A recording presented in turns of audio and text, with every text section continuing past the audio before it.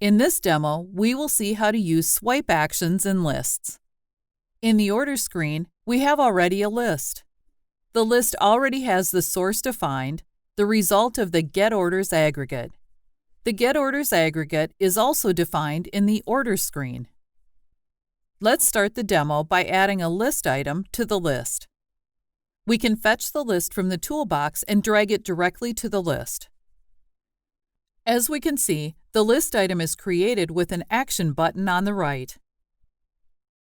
This action is a list action widget that is added automatically when we drag the list item. The list action has an error since it expects an on-click destination. This on-click destination is what will define what happens when we swipe the list item left. Here, we want to delete an order on swipe. First, let's add the description of the order to the item so that data appears on the list. Now let's set the name of the button to Delete. Finally, let's set the destination of the on-click property to a new screen action. Now we need to define the logic to delete the order using an existing server action and set the respective ID of the order to be deleted. After deleting the order, we need to refresh our list. Let's publish the module. To properly test the swipe actions, we either have to test our app on a mobile device or enable the Chrome Developer Tools device emulator. Let's do that.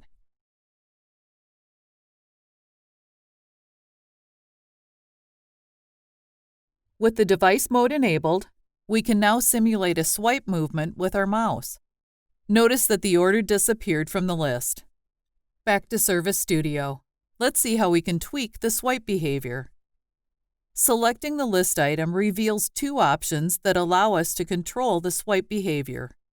These properties control whether we want to allow a full swipe, like we did before, or just a swipe to reveal the actions. Let's change the full swipe left to no and see how it behaves in the browser. Now, we shouldn't be able to do a full swipe, but how will we delete an order? Well, since the full swipe left is disabled, when we swipe, the options appear and we can click them to acknowledge it. We can also add more swipe actions to the left side as well.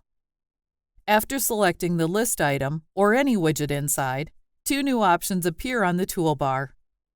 To add more actions, simply click the toolbar buttons and set the on-click action for each one.